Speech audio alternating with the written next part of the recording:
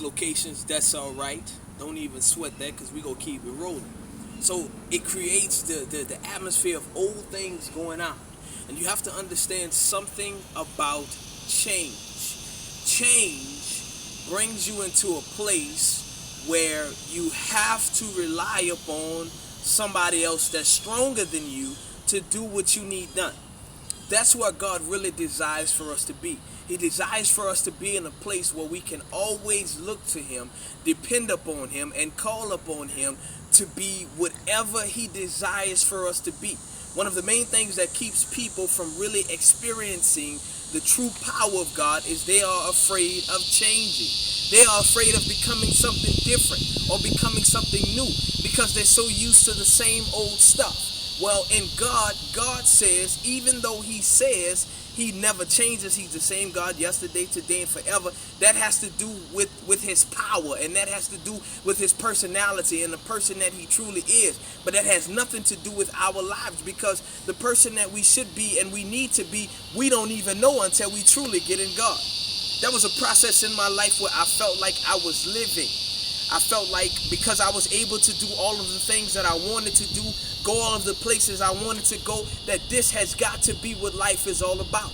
Well, I was rudely awakening one day by change. Change came in and we sat down and had a conversation, and Change said to me, Cedric, let me tell you something. Where you are is just a piece of the pie or a piece of the puzzle. Where you're going and where I want to bring you is the full picture.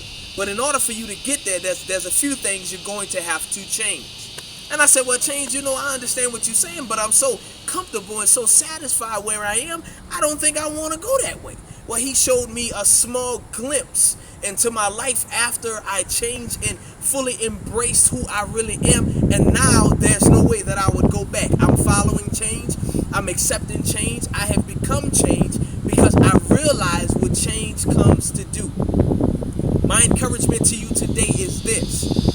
If you really want to find out who you are, if you really have questions about who you are, if you really want to truly experience the power that's really inside of you, you literally have to change some things. You have to change the company that you keep.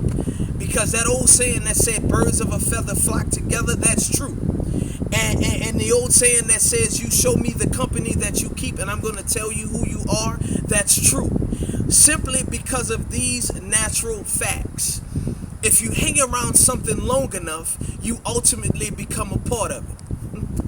And if you show me who you hang around, I'm going to show you who you're going to become. Because the people that you hang around typically have the most influence over your life. And if you're hanging around a bunch of bums, eventually you're going to become a bum, or bummish, should I say, because those spirits literally attract and pull on the positivity that's within you. Folk that's around you that don't want you to change typically tell you stuff like, oh, there's no way you can do that.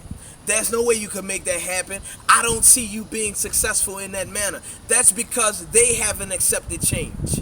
I'm going to tell you something. You have got to be willing to accept change no matter what it changes in your life. The power to be you is already inside of you, but in order for you to bring it out, you're going to have to change. You're going to have to embrace change. There was a saying that said something like this: you can eat with change, you can sleep with change, you can walk with change, you can talk with change, but until you fully accept change, change will never change you. So, from the Rev's heart to yours, I say this: the power to be you and the questions that you have about who you really are and how to really discover the true meaning of life in your life and why you're here. First, you got to go to God. After you go to God, you have to accept what God is telling you to do, and you have to change. You literally have to change. And one of the first areas I would encourage you to change is the people around you. Because the people around you typically have the greatest influence over your life. One of the things that encourages me is now I've found a place where I'm surrounded with people who have a greater desire to want to move forward than I could ever have. And that's what encourages me. That's what keeps me going, because I'm surrounded by people who think a lot higher than what I think. And it's not discouragement to me, it's encouragement because it gives me something to look forward to. So in this whole concept about life, and this whole concept about power, and about how to really receive, or not really receive, but how to really come into grips with who you really are. The power to be you is connected to change.